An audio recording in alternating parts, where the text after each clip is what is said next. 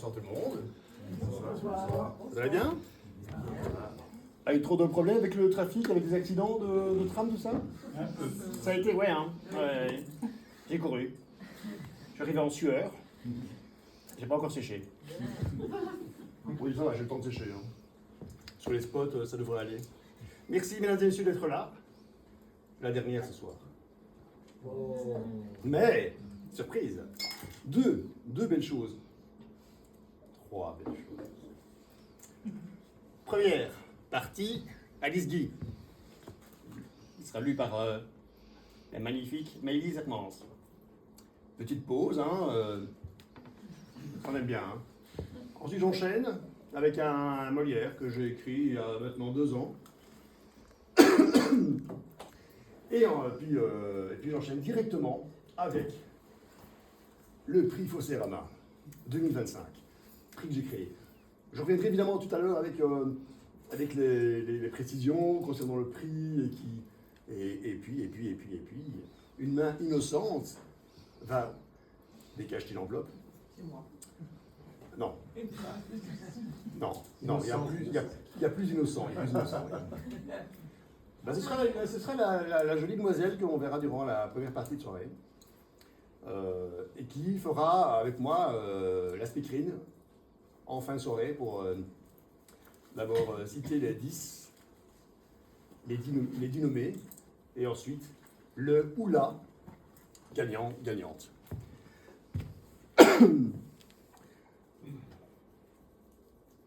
Comme je l'ai dit tout à l'heure, c'est la dernière, c'est tous les premiers lundis du mois.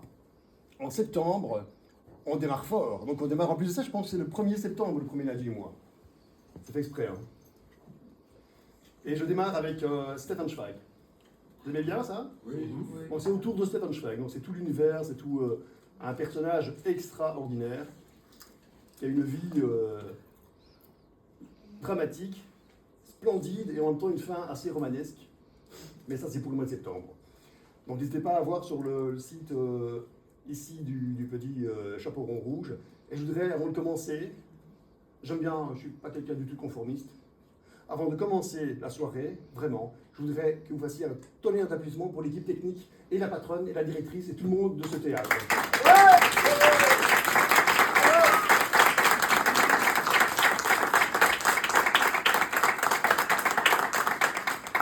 Merci pour eux, ils le méritent.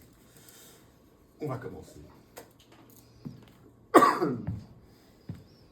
Quelqu'un qui connaît Alice Guy comme ça?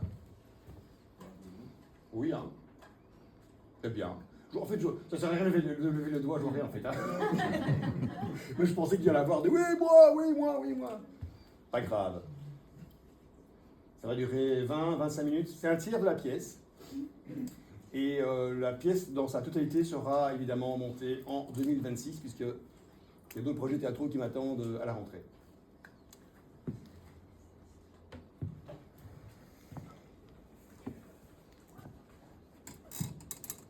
Alice Guy, Les ailes ont des anges.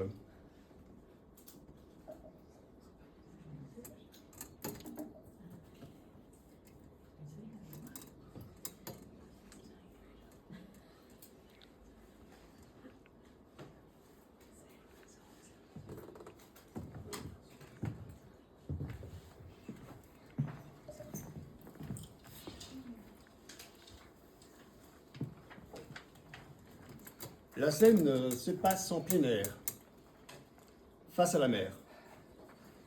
On entend de légers cris de goélands, les falaises sont hautes, belles et majestueuses. On y voit une belle dame s'approcher à petits pas du précipice. Elle semble prudente et insouciante à la fois. Son regard malicieux est plongé dans les profondeurs. Après quelques instants, elle recule de 3 pas.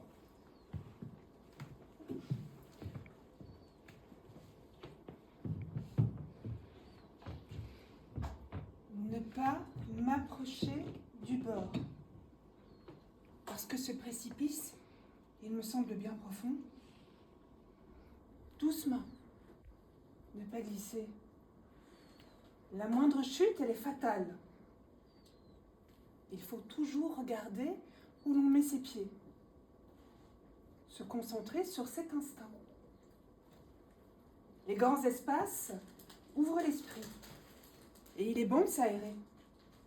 De fixer au loin l'horizon. C'est sans doute la meilleure façon de décupler son imagination.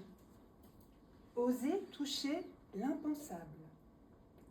Atteindre les sommets de sa pensée tout en développant sa créativité. Aller chercher la partie cachée de l'iceberg. Scruter cette ligne imaginaire que l'on appelle l'horizon. Unique façon d'accéder au paroxysme du possible. Mais approchez. Faut pas avoir peur. Moi, je suis ici pour vous amuser. C'est mon rôle, mon souhait et ma vocation. C'est vous amuser. Face à l'océan, moi, je parle en douceur. C'est inutile de crier ou de hurler. Il suffit de penser à ce que l'on dit. Et moi, je n'ai jamais eu ma langue dans ma poche. Mais j'ai toujours pensé ce que je dis. Ma franchise a toujours fait partie de mon apanage. Je disais que j'étais là pour vous divertir, pour vous faire entrer dans mon univers. On est avec la possibilité de choisir plusieurs univers, mais un seul a suffi. Je n'en ai choisi qu'un seul. Mais à mes yeux, c'est le plus fabuleux de tous. C'est le rêve. Le rêve, c'est que de la poussière et de la brume, si on n'y met pas un peu de concrétisation. Le rêve, c'est le prélude de la concrétisation. Il faut imaginer un projet encore à l'état de début, qui resterait dans un tiroir à prendre la poussière, et s'il ne se réalise pas, ben ça devient un cauchemar. Il est nécessaire d'en tenir compte. C'est le canal par lequel la pensée se manifeste en premier. C'est un panier à souhait. Qui osera prendre des risques? Oui, parce que rêver, c'est prendre des risques. Mais cela en vaut vraiment la peine. Oui, Oscar Wilde n'a pas dit « on ne regrette que nos manques d'audace ». Eh ben voilà, dormir, c'est important. Qui ne dort pas, ne rêve pas. Et qui ne rêve pas, ne crée pas. Et qui ne crée pas, ne vit pas. Nous sommes tous, d'une manière ou d'une autre, des créateurs.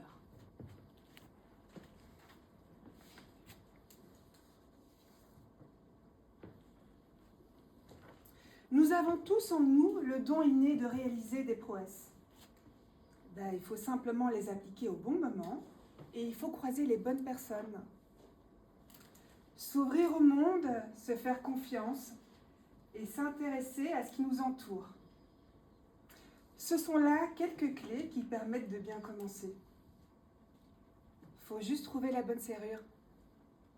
Ou bien un passe-partout qui peut en ouvrir plusieurs. Ben oui, amusez-vous, parce qu'on ne vit qu'une fois.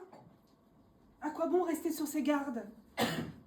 Parce que le surplace, ça n'a jamais aidé personne à avancer. C'est prouvé scientifiquement. C'est en avançant que l'on découvre les mystères que la Providence place sur notre route. L'immobilité n'apporte rien de bon. Ouvrir son esprit, parce que c'est rencontrer l'inconnu. Quelle vie triste, sans intérêt, quand tout est calculé. Ouvrir grand les bras, en accueillant le hasard. Le tout en souriant malicieusement. Les impondérables seront plus faciles à gérer. Une formule toute faite me traverse subitement l'esprit. Qui s'amuse, amuse l'autre. N'est-ce pas là une réussite? Dès lors, une connexion se crée. Et l'amusement engendre une alchimie réciproque. Voilà pourquoi le sérieux tue les rapports humains. Ne prenez pas trop la vie au sérieux. De toute façon, vous n'en sortirez pas vivant. Une belle phrase de Fontanelle à prendre dans ce cas-ci assez sérieusement. Il a vécu centenaire, le bougre. Est-ce que vous vous rendez compte? 100 ans, un siècle. Il faut vraiment trouver de quoi s'occuper durant ce temps. Il a beaucoup lu, pour un esprit aussi aiguisé que le sien, mais ça va de soi. Heureusement, pour lui, les livres existaient. Mais une chose est sûre, il n'y avait pas le cinématographe à son époque. Eh ben voilà, nous y sommes. Nous voilà dans le cœur du sujet. Allez, je vais faire jeune. Je vais dire le cinéma. Parce que c'est plus simple pour tout le monde. Venez avec moi, suivez-moi. Entrons dans ce monde de pellicules, de bobines, de machines en tout genre. Allez-y, fermez les yeux. Oui, fermez les yeux.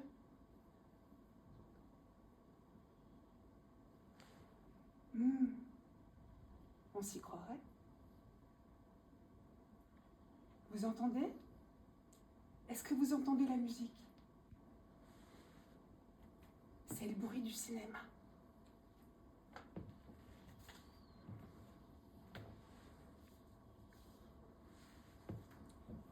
Je vais tous vous prendre par la main. Suivez-moi, parce que vous ne risquez absolument rien. Le cinéma, c'est du rêve. On ne risque rien quand on rêve. Ouvrez les yeux. Venez, n'ayez pas peur. Moi, je vous emmène là où tout a commencé.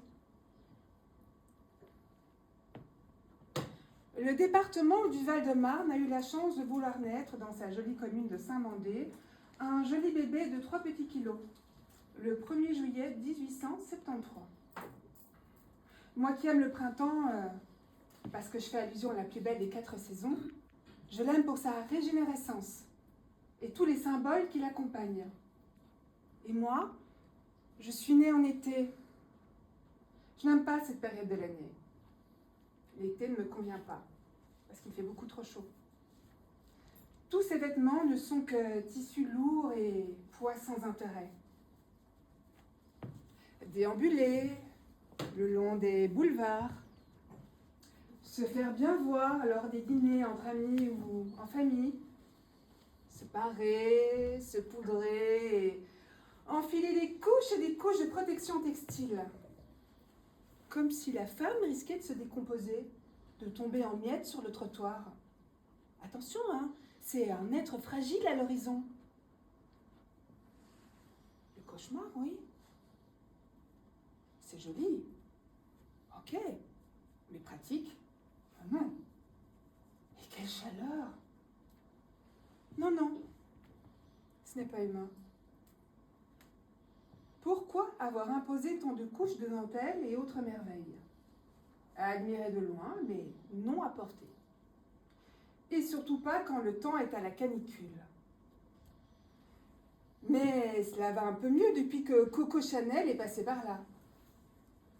Grâce à elle, on a enfin pu se débarrasser de nos corsets, guêpières et de tout le sein frusquin. Merci, Coco. Entre nous, je vous recommande ces tailleurs. Ils font de vous une vampe, et pas n'importe laquelle. Vous vous transformez en une merveille attractive qui attire tous les regards. Vous devenez une séductrice en puissance, une silhouette tout en grâce et en finesse. Terminez les grandes chaleurs. Qu'importe la saison, mais pourvu qu'on ait l'ivresse. Une démarche de rêve, telle une sylphide, un pas devant l'autre. Comme ceci.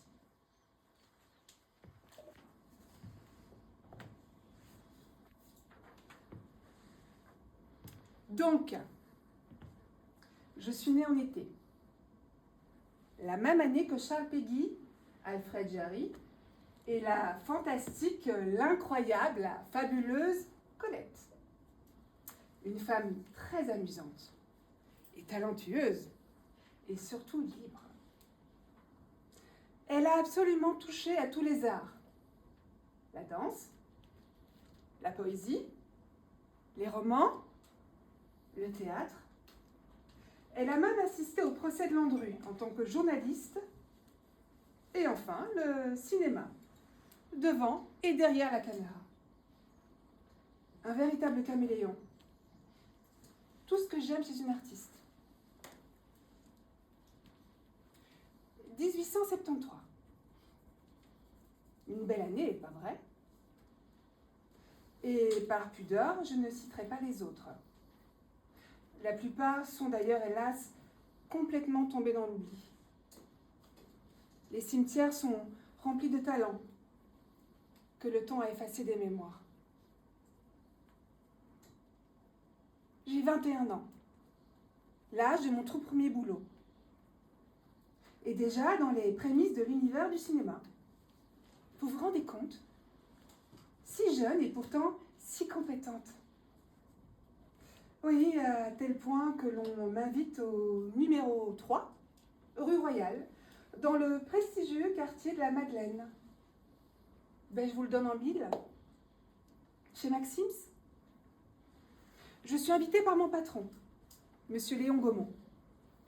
Nous sommes 4 à table, et je suis la seule femme. Par conséquent, je ne paye absolument rien. Et je sens que je vais faire bonne chère. Histoire de garder la totalité de ma dignité, je dégrafe délicatement mon corset. Et hop, ni vu ni connu. Une fois bien installée, mes yeux vont partout. Les dorures, le plafond, le cuivre, le comptoir, les tableaux. J'ai l'impression que chaque détail, chaque objet a son importance. Rien n'est laissé au hasard. J'ai sous les yeux une œuvre d'art vivante. Ce lieu mythique a ouvert ses portes il y a seulement 5 ans. Et déjà, je sens que ce restaurant va attirer les foules et les stars.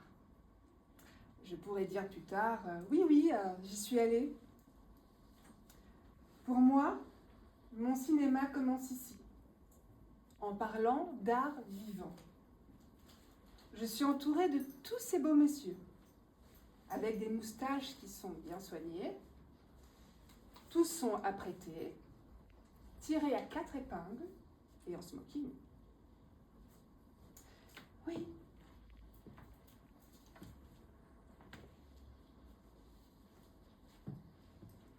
Et je vais en choisir un.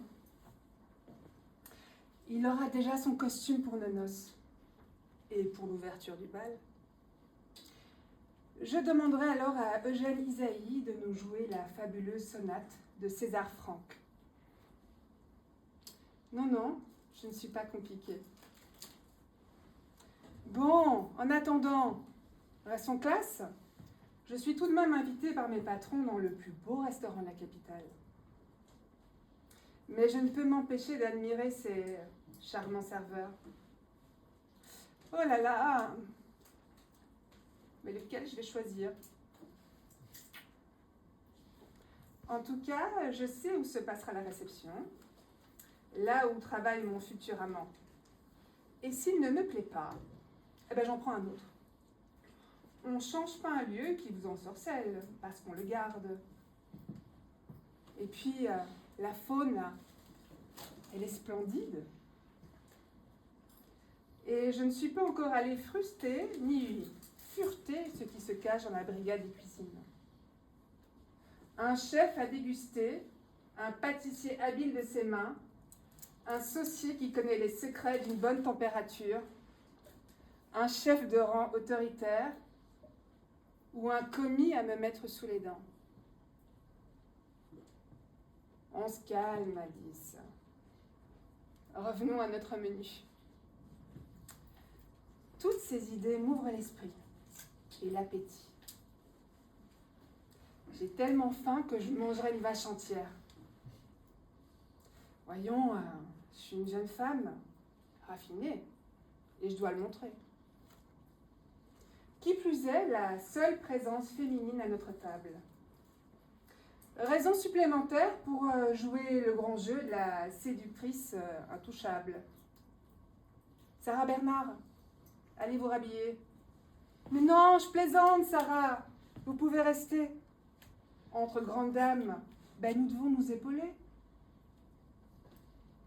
Mais quoi choisir? Et là, je parle de ce que je vais manger. Honorons cette invitation.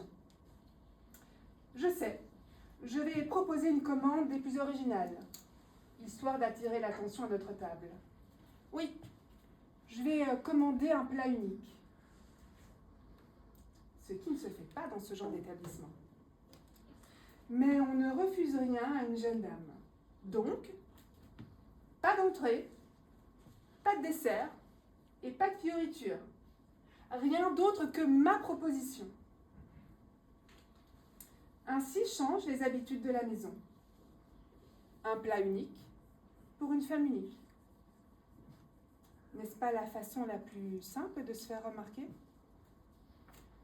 Voilà, j'ai opté pour le choix le plus judicieux. Je prendrai une timbale de filet de sol sauce Grimaldi. J'ignore qui est ce Grimaldi, mais j'aime bien le nom. Le côté un peu italien, ensoleillé, ouais, ça me plaît beaucoup.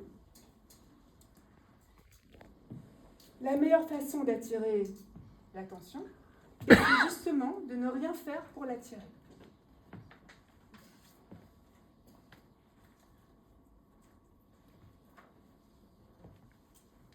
Quelques mois après cette soirée dans cet illustre endroit, je réalise La Fée aux choux, qui sera qualifiée plus tard comme une des premières fictions de l'histoire du cinéma.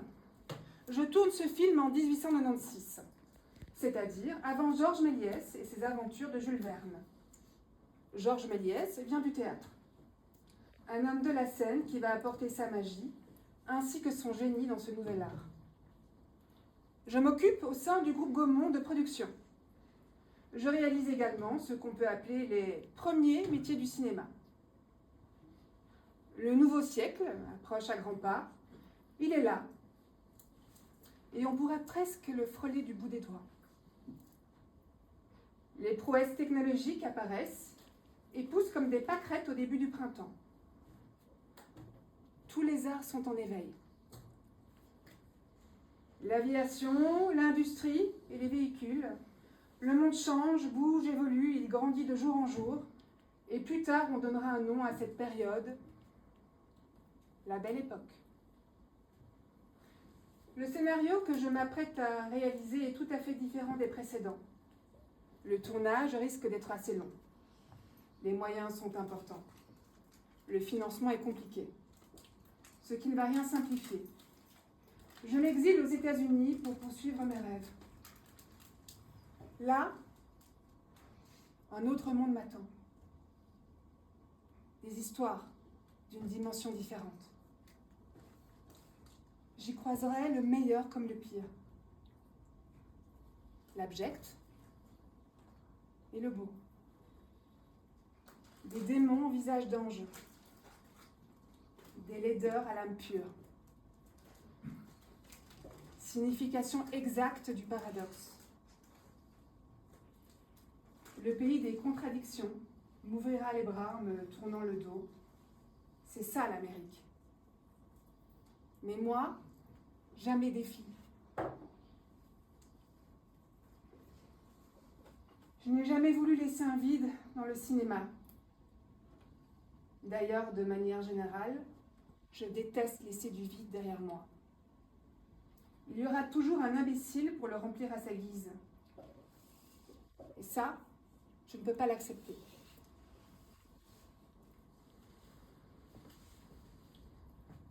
Je suis toujours face à cette falaise.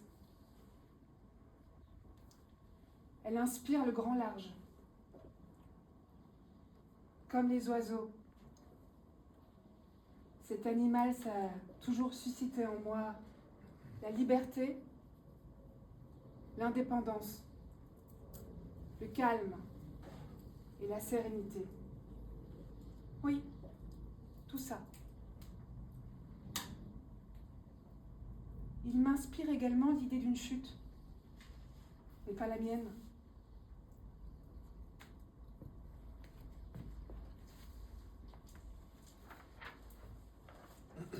Celle de ceux qui ont voulu usurper mes projets, de prendre possession de ma créativité, de mes inventions, se les approprier. Et le tout, évidemment, sans le moindre scrupule. Ces infâmes personnages sont aujourd'hui dans l'oubli total. La preuve, on ne parle plus d'eux. Ces personnes de l'ombre sont retournées dans l'obscurité, dans ce qu'on appelle le néant. Oui, là, ils sont chez eux. Ils ne vont bien entendu ne laisser aucun vide. Je l'ai déjà rempli. Je reviendrai dans quelques mois vous raconter la suite de mes aventures. Accrochez-vous. Vous allez être secoués. Oui, je vous l'ai dit. Le temps évolue. Les mœurs, elles changent.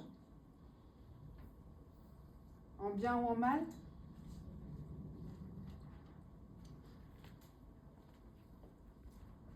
Trois pas en avant.